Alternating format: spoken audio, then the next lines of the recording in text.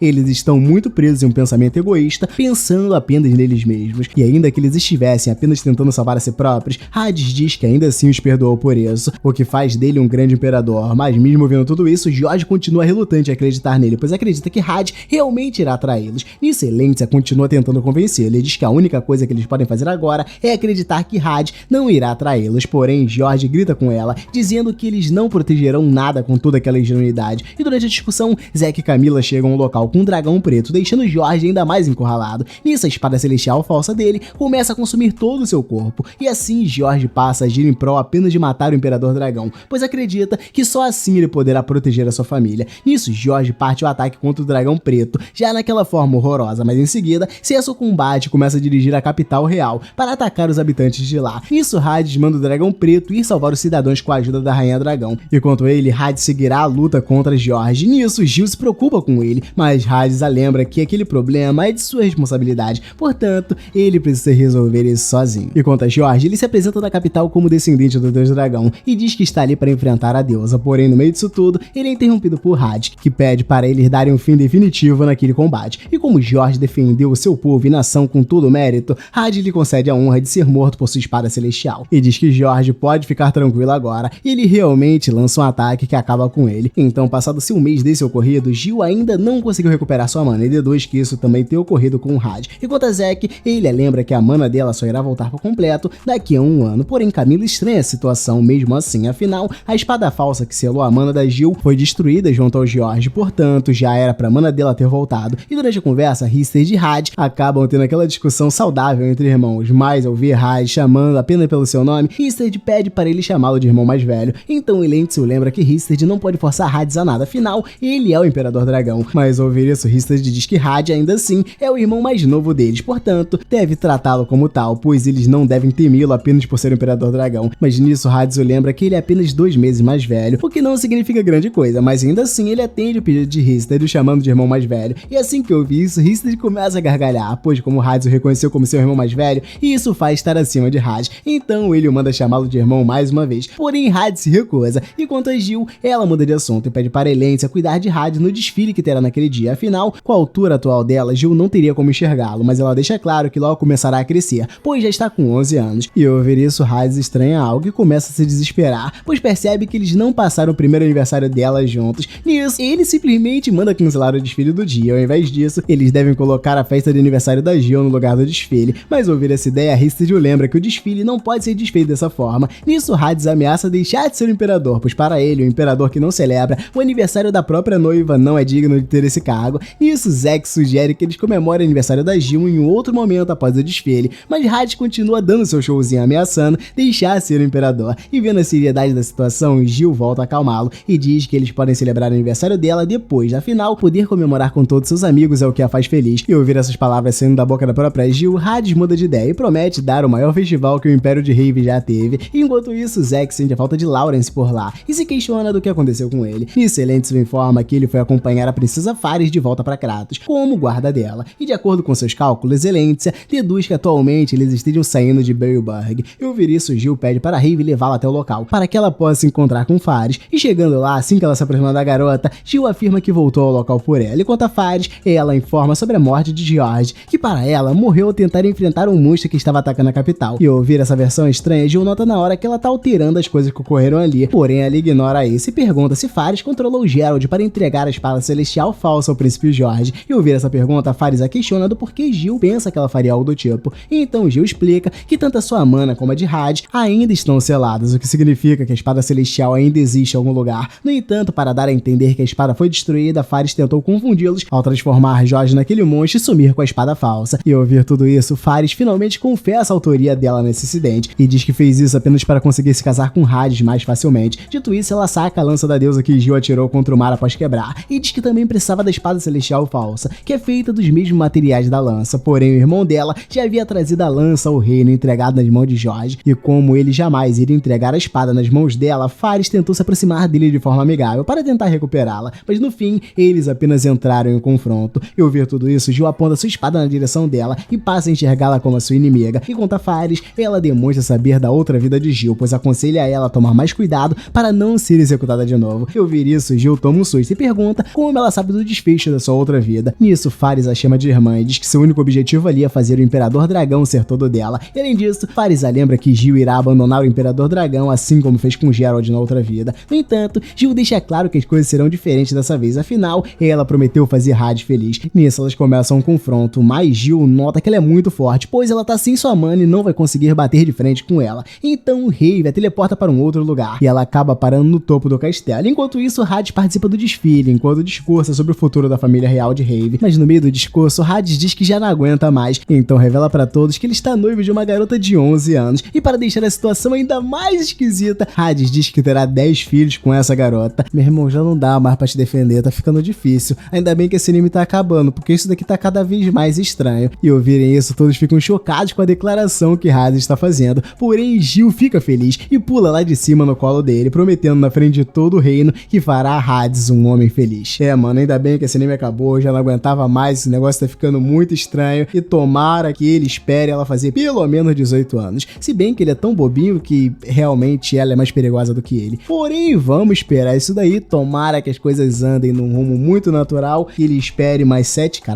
anos, né? Meu Deus do céu, o negócio é bem esquisito, é mais esquisito do que eu pensava. Então deixa o like, se inscreve caso você queira próximos animes aqui da próxima temporada no próximo ano. Não esqueça de se inscrever, comentar e também curtir. E eu vejo vocês lá. Fui!